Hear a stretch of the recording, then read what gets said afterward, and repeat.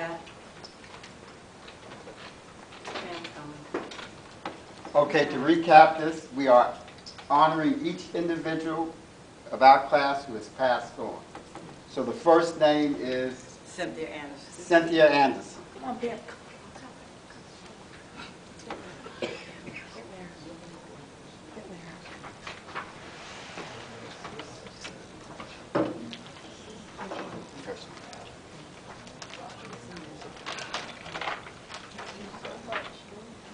We all miss you so much.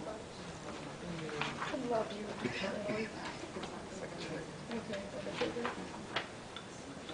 She doesn't have it.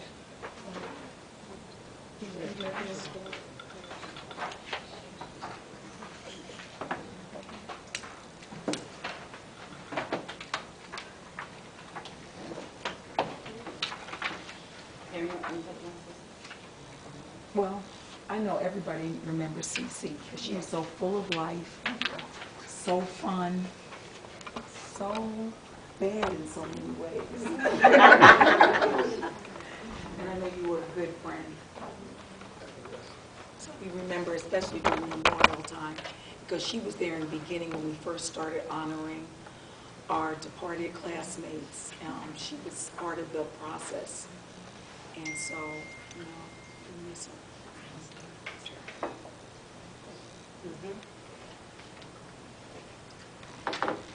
Okay.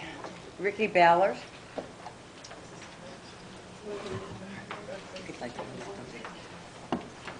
Okay.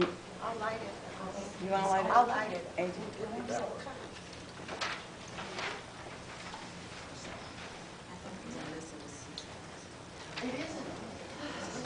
It's pushed this way and pulled. It's like y'all in the ring. Really?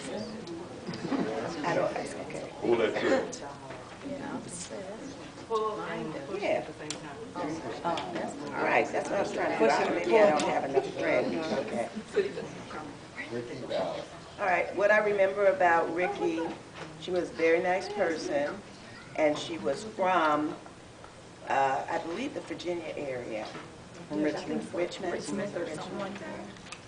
She lived across the hall from me. She lived across the hall And borrowed from my you? clothes. Yeah. And I don't know, I think, was Brenda Atkinson her roommate or something? No, Brenda was down. Down the hall? Okay. I don't like you taking my classes. Anita Bass.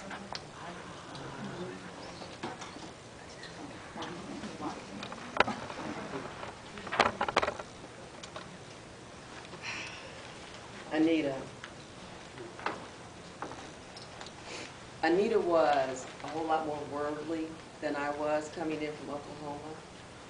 And she taught me a lot of things about life and what was going on. And we remained friends until she died. We explored a lot of things together. I had visited her home in California. She had visited me in Dallas and whatnot, and I'm in touch with her son now on Facebook. And I spoke to Ronnie about 8 months ago. He was in Dallas. And what Ronnie told me was that, he said, I'm just coming out of the darkness. And I said, what do you mean? And he said, when Anita died, I was just in darkness for 4 years, and I'm just not coming out. You know, so anyway, blessings to Anita. You know, we still miss you. You were loved. Anita came to Fisk from Ocala, Florida. She was at the time Miss Junior, Miss Florida. Yeah. And she was a good buddy in many ways. And I just say that I went to a Buddhist ceremony with Anita, and we chanted. We did too. We were Buddhists, right. I know how to chant. She said, Nam-myoho Renge no, not Kyo. it was Nam-myoho Renge Kyo. Yes. Get it right, get it right. Yes. All right. Okay. Claudia Booker.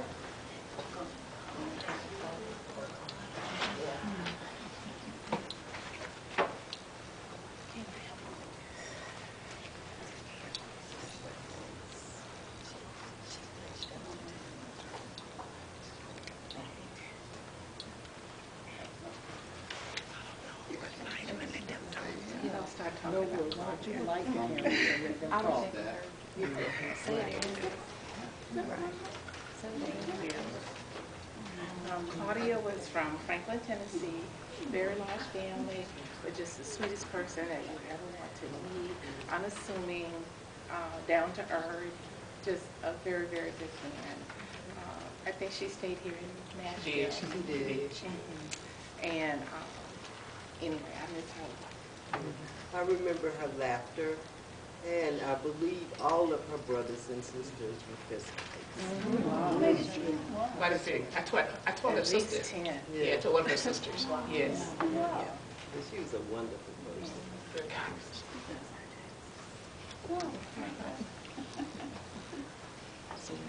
Vivian Bookman.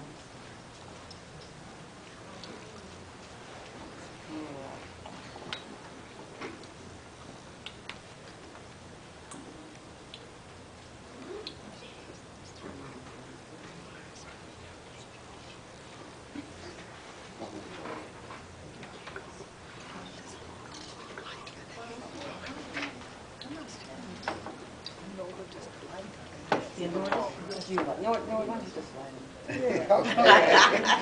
All right, that's all. I'll just like it. All right. Vivian and I even grew up together. We went from elementary school through high school together in her time here at Fisk. She was a beautiful person. Her husband was even in my wedding, so we've been friends a long time. We've been friends very long. Her children were just her life. She loved Ulysses and Yubi. And she and I were in the hospital at the same time when she gave birth to her first child.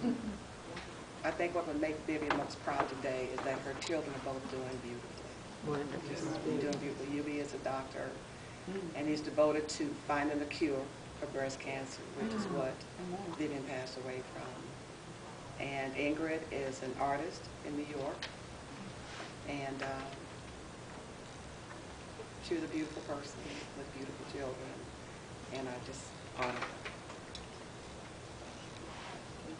her. We only had an opportunity to spend time with Vivian, second floor crossway, a certain wing.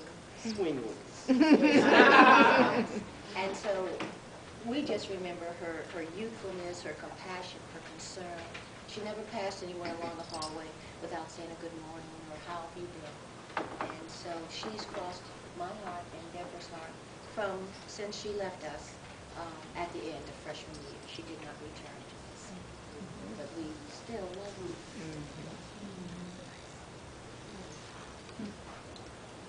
Janice Brown. JB, Janice Brown.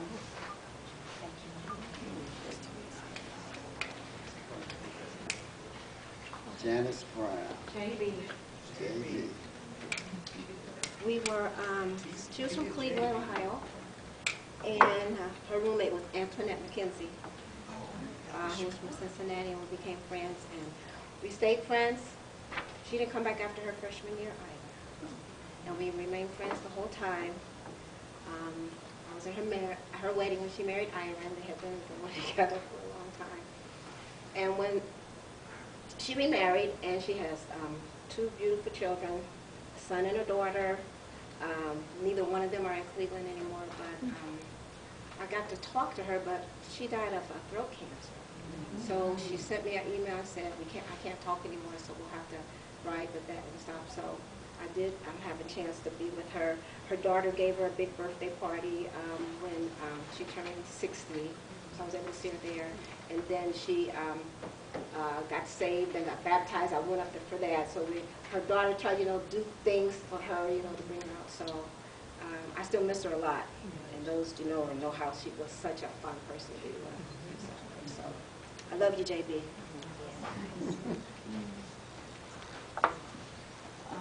Tony Bowman. Tony Bowman.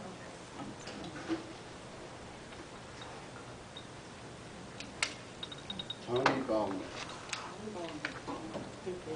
Tony Bowman and I graduated from high school in Cleveland together. We sang together in the school choir.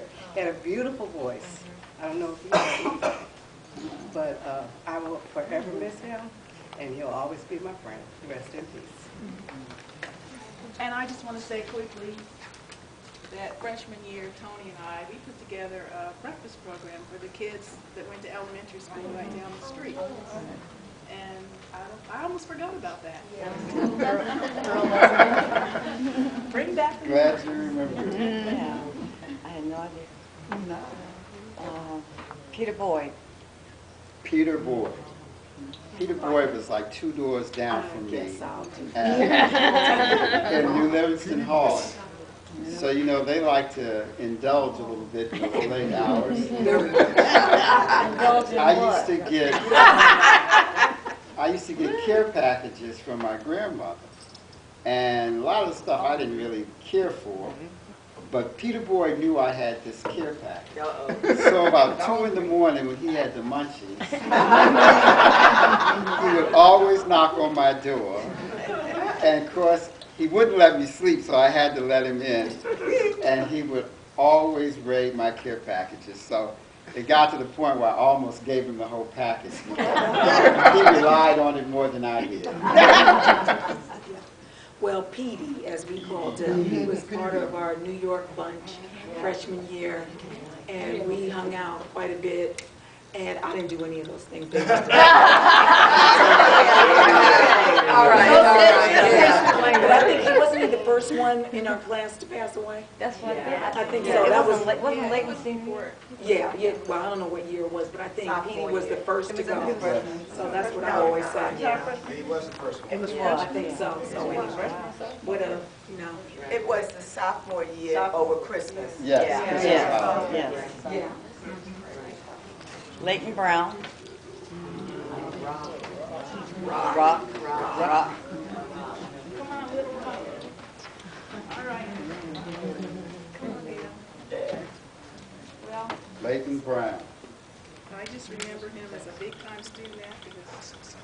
And we did a lot of people's college stuff together. He was a good friend. He was close, he was personal, but he really didn't share his personal pain about what was taking place in the world. There were very few people that he shared that with. I'm honored to have been one of those persons that kind of got a little bit of inside view of Rock before his passing. AKA Rock. We just call him Rock. I just have to say this. Rock would always say, when you'd holler at his name, "Hey, Rock," and he'd say, "Boy, keep my name out your nasty mouth." Also, I thought he was brilliant. I thought he was probably one of the brightest members in our class, as was Alice. I can't remember Alice's last name. They used to go together freshman year. But I always respected Leighton Brown's intellect. Okay, next is Rita Bird. Rita Bird. Rita Bird.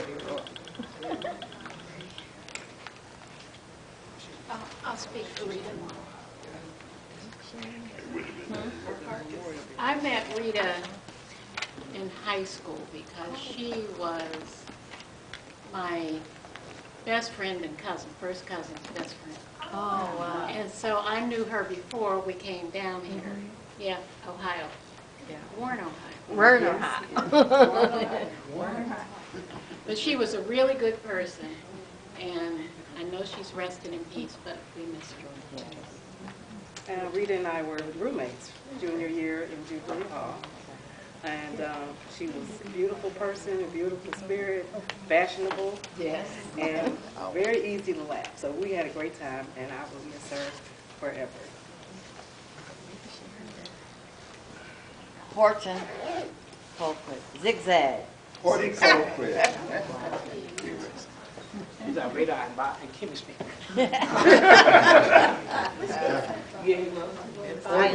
Horton Colquitt. He was one of the first Horton C and Tuck and all the other names. But he was one of the first I met, and he was really a great friend the whole 4 years. He's the one that said, one day we're going to be doctors, and he started planning. He had two or three sides to him, and everyone got to see one or the other side. And you can speak of those experiences with him. But he is really missed. He really is. I didn't know he passed. I asked you last night. Horton was sitting G. Kim down in the lecture hall, and I remember Dr. Bowie was going to give us some makeup exam, and Horton, no, maybe not. He looked and said, "We're going to all fail." I'm like, "We're failing."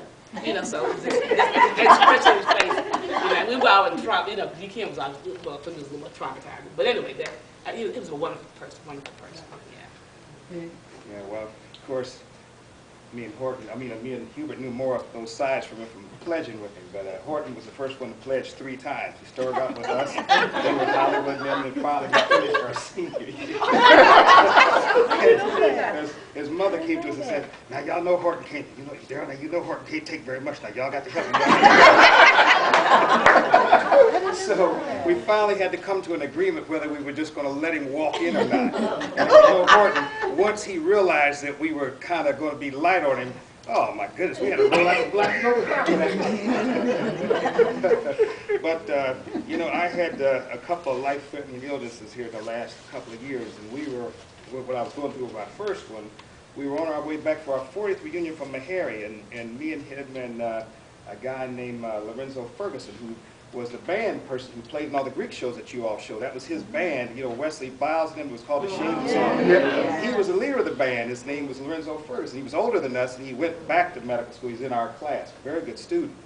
But he had a couple of strokes, and so he got me and Horton on a 3-way, and he said he wanted us to buy this bottle of Dom Perignon champagne because we were going to have this big toast, just the 3 of us. And then suddenly, the hospital where I was on call for just a month ago, I went in having a bad bellyache for 3 or 4 days. My daughter begged me to go in.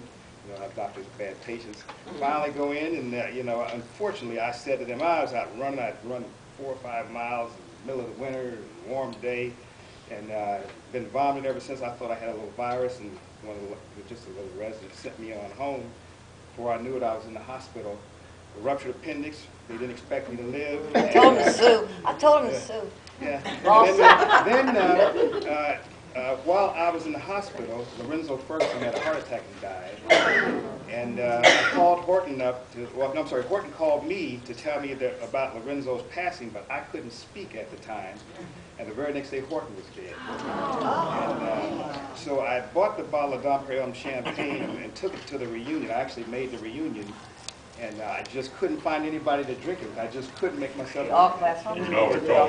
Yeah.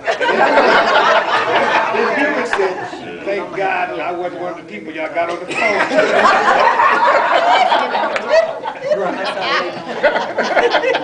That was Zigzag. And we all know why he got that nickname, don't we? Or do we know? No, I don't. Why? You ever heard of Zigzag reefer paper? The reefer paper.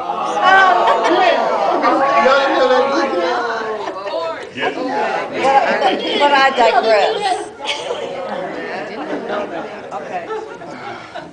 Next is Steve Dumetz. Oh, I put his name up there. Oh, but go on and talk. Steve? Dumetz? Yeah, Barbara Dumetz's brother was in our class freshman year. I just passed away, so I told her that I would put him on the list because he did come in with us. Okay, may he rest in peace. Yeah. You know he's in heavenly graces now. Evna Tamu Ellington. Don't y'all all get up? I know, I'm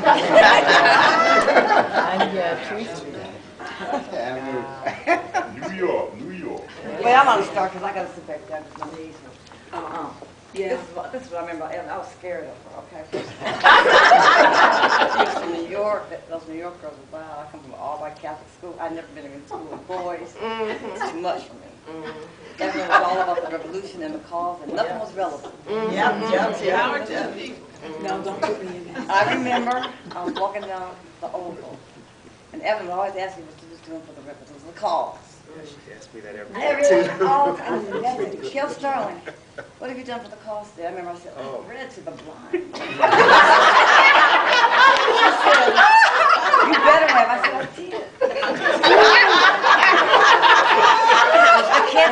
She would see me walk across the campus. She said, "Daryl, Evan, what have you done for the revolution today?" I said, "Evan, when the revolution comes, we go to these doctors." "That's bullshit. You just want to go back to the suburbs."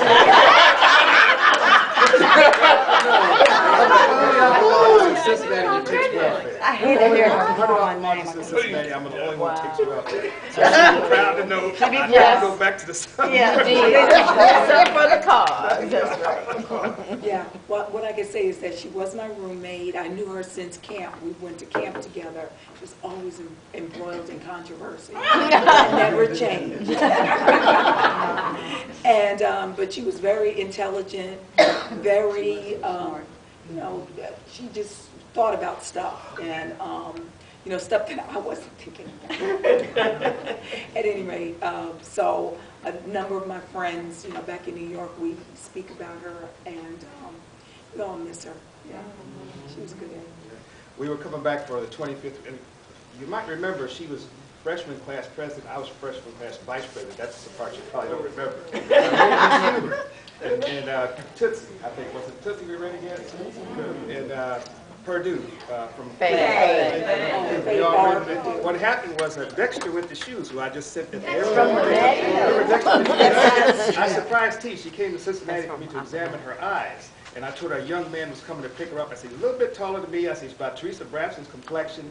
And I said, he'll know you because I told him you were just the most beautiful Fisk girl, and he wouldn't have any trouble spotting you. He already knew her and everything. So she had no idea that he was coming to pick her up, but he came and picked her up. And said, "Are you Teresa?" And she said, "Yeah." What do you say? "I'm Dexter with the shoe." But nonetheless, the way this all came about, we were all out playing intramural ball out on the football field playing intramural ball. And Dexter said, "Man, I'm going to run for class president. Why don't you be my VP? And Cincinnati's going to run this show." I said, "Well, I don't know, Dex. I don't know." And he said, "Come on, man." So while we were giving our speeches, the Sewell brothers had worked out this skit. They ran in and said, "Don't have the blues, vote for Dexter with the shoe."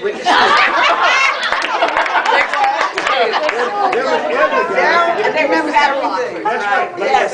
Then when Edna got up to give her speech, she said, "We don't want any bourgeois bullshit."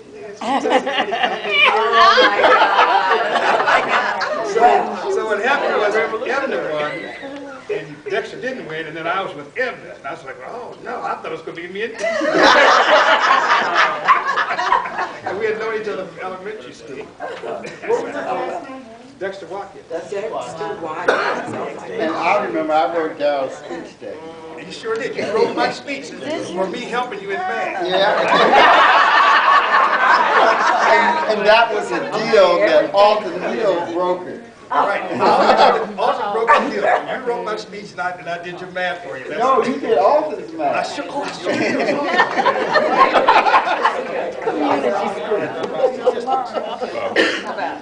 We just got a hand in our agenda that was supposed to be emailed to us.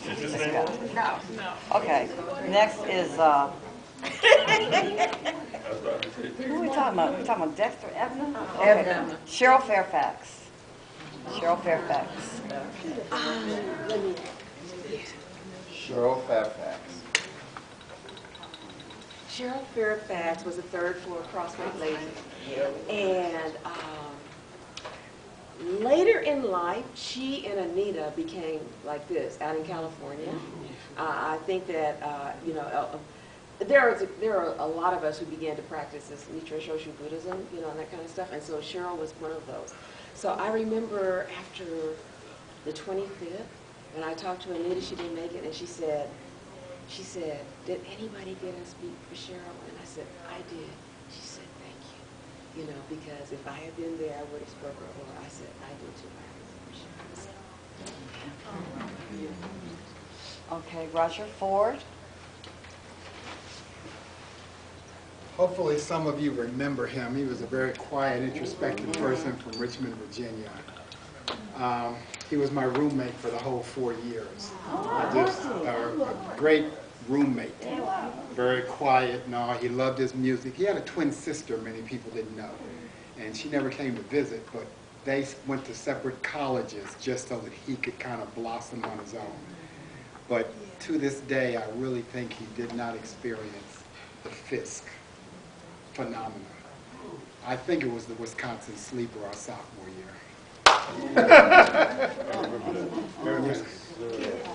Another horror story.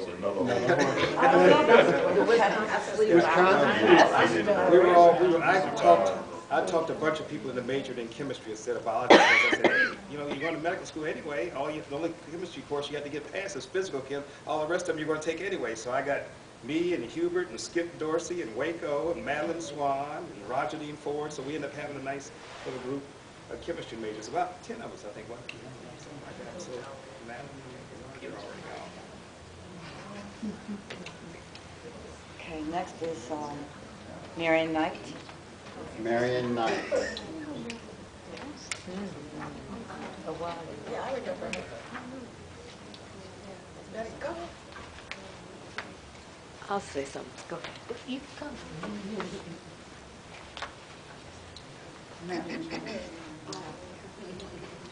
Well, we lived on the second floor, Causeway, but we had a certain wing, and we just, I don't know, we were in sync, and we just had fun together after curfew. So Madeline was one. Not Madeline, I'm sorry. Somebody said Madeline Swan, and I had her on my mind. But Marion Knight kind of stayed to herself a little bit, but did interact with us. She was one of those gentle spirits. And then she moved in the Meharry apartments, and so a lot of times we would go down there and spend the night and come back up in the morning for breakfast and take classes. But she was a really good friend for us. Yeah, I know it was enough. Well, Marion is from Greensboro, and my husband's from Greensboro, and so he knew Marion, and we went to her wedding.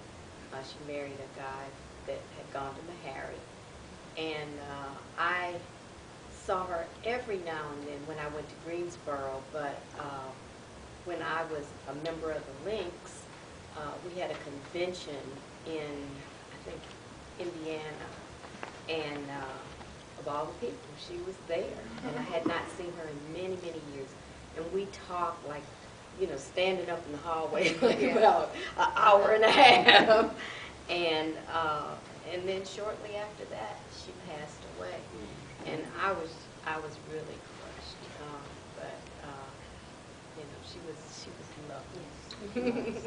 I just wanted to say, I'm from Greensboro, and I remember in high school, we were in class together. And in high school, she was in that it group. Believe it or not, came to Fisk, and it flipped. She became very quiet and on the periphery, and I couldn't believe that.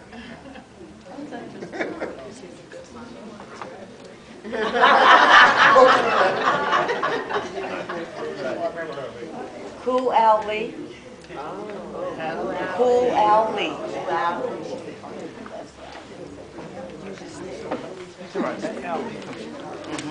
Al Lee from Chicago. Al Lee from Chicago. Al Lee from Chicago. The thing I remember about Ellie, he and I went our sophomore year to Boston for a summer internship to work for a company called Harvard's House. And I just remember him having this walk. Yeah, but it was like he was just a real confident kind of guy and real smart. In a lot of ways, he was quiet. Because he didn't really say much, but he walked. That walk kind of gave him voice. And I was really surprised what I had learned. He passed away maybe a couple of years ago. He lived in Gary, Indiana, which I did not know. And he had been in banking. And the last time I remember talking to him, I think he worked for Harris Bank. This may have been 25 years ago. And it kind of disappeared. And then I saw where he passed, so I went on the internet and looked up where he had actually lived in the last few years, and so I just remember that about him. And he and I went to this, Harvard's House was a consulting firm that was connected to Harvard University, and we had the privilege of working in the summer internship program together, so that's what I remember about the guy. Yeah, Al Lee from Chicago. Cool Kip and Al Lee. That's what I remember about the brother. He was the man. Q-Sapphire. That's right, yeah. Al Lee I loved him, but he was a crybaby. You are so right. You are so right. He was a crybaby. But he would, if you Was a whiner. turn him down, if he asked you for a favor and you said no, he would start pouting like a 3-year-old. And sophomore year, he was pledging Q, and they were turning somebody's room into a doghouse down the hall from the house. He asked if they could move their beds into our bedrooms, me and Jimmy, into our dorm room, Jimmy Rogers and I, and we told him no. Well, Al Lee started pouting. Shut the door in his face.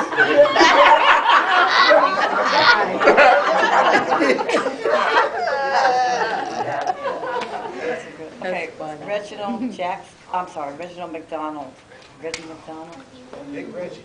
He's a tall guy. Yeah, that's my roommate freshman year, Big Reggie. Tall actually from Roosevelt High School in D.C. Big Reggie. Oh, he's from D.C.? Yeah, Big Reggie. Our room, directly across from our room was Kenny and Eddie, and then right next door to them was John Burke Horn, and then right next to them was Norwood and Alton Hill. And of course, Horton and Alton Hill came up with this idea. They acquired some not individual packs of firecrackers, but bricks of firecrackers. I mean, a brick had maybe 100 packs. Each pack had 50 firecrackers. So, and Roman candles. Yeah, Roman candles. So they came up with all of these firecrackers our freshman year. I won't exactly say how When they came back after Christmas. I'm sure they Yeah. Oh my goodness. People weren't putting one individual firecracker in the door. They were putting a whole pack because everybody had millions of packs. So you're sleeping and the firecracker just. And they had smoke bombs and they had Roman candles. So somebody's jumping out of their room. You know, the Roman candle goes puff, puff, puff. But you can't stop it. It just keeps going. So you duck out, puff, and you come back. You time it just right. You messed up and it went off in your room. It was splashing your face. So the funny story is that they also got smoke bombs. And one time they told Reggie that his mother was on the phone. So Reggie used to always walk around the door with nothing on but his underwear. Sometimes nothing at all. So he was in the phone booth. He was in the phone booth, and as soon as he stepped in the phone booth, they took about 4 or 5 smoke bombs, threw them in there, and then they held the door. First you're looking at him, you can see him, then pretty soon it's so smoky, you don't see anything. You know, you see him doing like this, and then you don't see anything at all. Just so he threatened to fight everybody. He threatened to fight everybody, and then that was the end of it. They got me involved, and he never forgave me for this. He was sleeping nude one time with the door open, and everybody saw it. So they told me, they said they were going to throw these smoke bombs all throughout the dorm. So they threw smoke bombs everywhere, pulled the fire alarm and everything, and told him there was a fire. Reggie ran outside butt naked. They were standing out there. Yeah. It's like a Roman candle under our door. And so I woke up and suddenly there were these fireballs shooting across the room. You know, they would whistle and you have fireballs. And it was like being in a war zone. I woke up, all night long, every night. And then my blanket's on fire. And Alton Hill is sitting over there laughing. It was all to get back at him, you know. But that was one of those experiences you never forget. I don't remember all this going on. I never heard of They got stories. Okay, next is Carol Miller. Carol Miller. Carol Miller. Oh, Carol Miller. Carol Miller Miller. Right, yeah, yeah. Oh, sure was. Madeline's roommate. Yeah, she was Madeline's roommate. Carol Miller was a doctor, right? Yes. I don't know where she was from. That was one of my nuns. She was a sophomore and I was a junior. And there were like 21 of us. Billy Sanders was behind me. So Miller was ahead, because You're talking about Pam. You're talking about Pam. You're talking about Pam well, Miller. who's Carol? Carol Miller, here we go. Carol Miller was a little short, light-skinned girl. Yeah. Real short. Big She married a cute. Yeah, she married Dennis Miller. Yeah, she married him. That's Carol Miller? Pam Miller. May she rest in peace. May she rest in peace. Okay, that's Carol. Last time Madeline spoke for her. Dennis. Yeah, she was a light-skinned girl. I can, because I spent time with her sister, okay? And so I do know that she loved her sister very much, because we talked when we were online. Sometimes you had to release things, so I do know that she and her sister had a genuine, loving relationship. And because I'm an only child, and I come from parents who are only children, and my child is an only child, I value that type of lifelong relationship. Carol and Pam.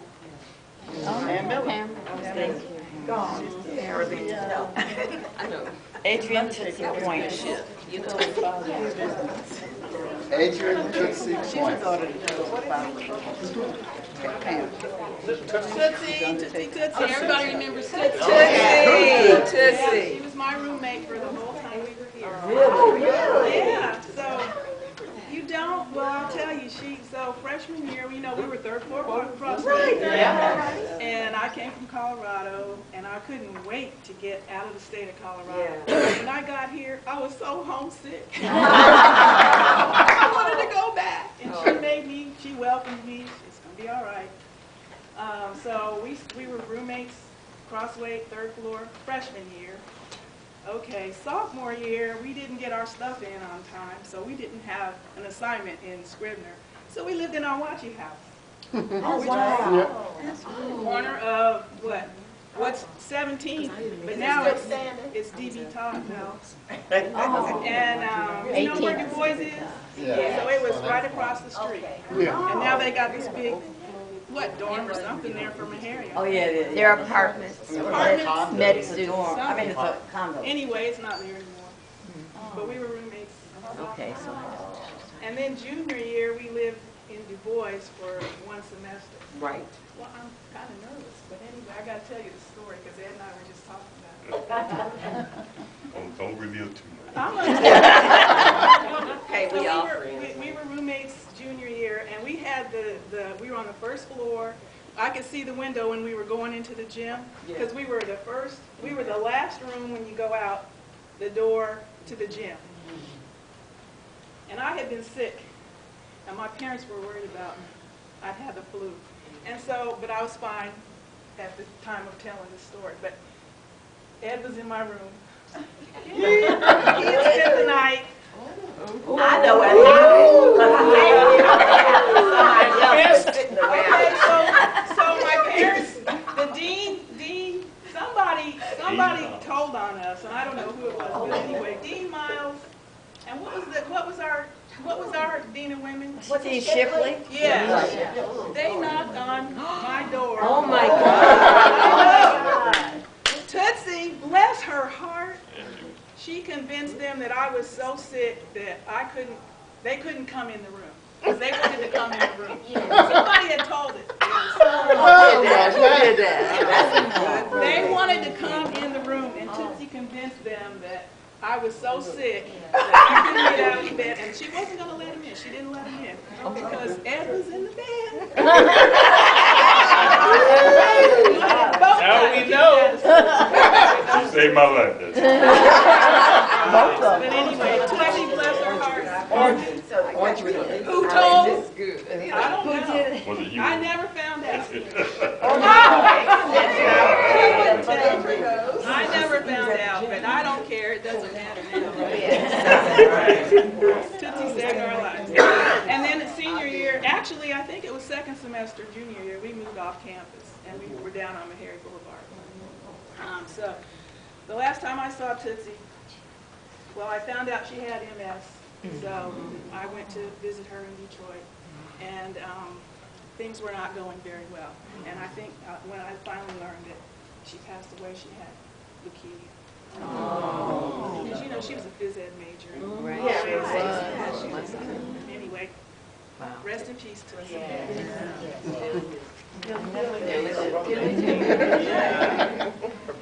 I had an unofficial female roommate too freshman year. And when they closed down at the end of the year, everybody had to go, and Dean Miles came up to help me pack Alton Hill stuff, and he's pulling out these brassieres. And so Dean Miles looks at me. I didn't actually. Okay, I'm sorry. Melvin Reed. Who'd you say? Melvin Reed. It's coming up, Debbie. Melvin Reed. Melvin Reed. You already don't remember Melvin Reed? You don't say. I know Melvin Reed. Yeah, Melvin Reed took a picture with us. Yeah, Melvin Reed was from my Youngstown. Yeah, and Nitty used to always call him a lumberjack because he always dressed like a lumberjack. No, this is kind of a embarrassing and funny story. You know, remember they used to have a 7-Eleven right there by the dorm. Odie's or 7-Eleven? No, it was a 7-Eleven. Yeah, right. You go behind the dorm. You go behind, what's the men's football players' dorm? Burrow. They tore down. No. Ben Hall. Tall. Okay. Right behind there was a 7-Eleven. Oh, I never went back there. We used to play basketball late at night sometimes. When you get hungry, you go down to 7-Eleven. So we all went down there, and Nitty loved tuna fish, as you probably remember. I don't know. Ate tuna fish every day. So he put the tuna fish in his pocket, and I had, I think, the mayonnaise and some cashews or something, and we paid for a loaf of bread, and Melvin stole some, I can't remember what it was, but anyway, I walked out of the store, got away, Nitty walked out of the store, got away, then Melvin came behind us, and the store manager came out, said, I saw you, come on back or I'm calling the law right now, come on back, and the three of us turned around and said, oh, I'm sorry, he said, I wasn't talking about y'all. Y'all come on back too.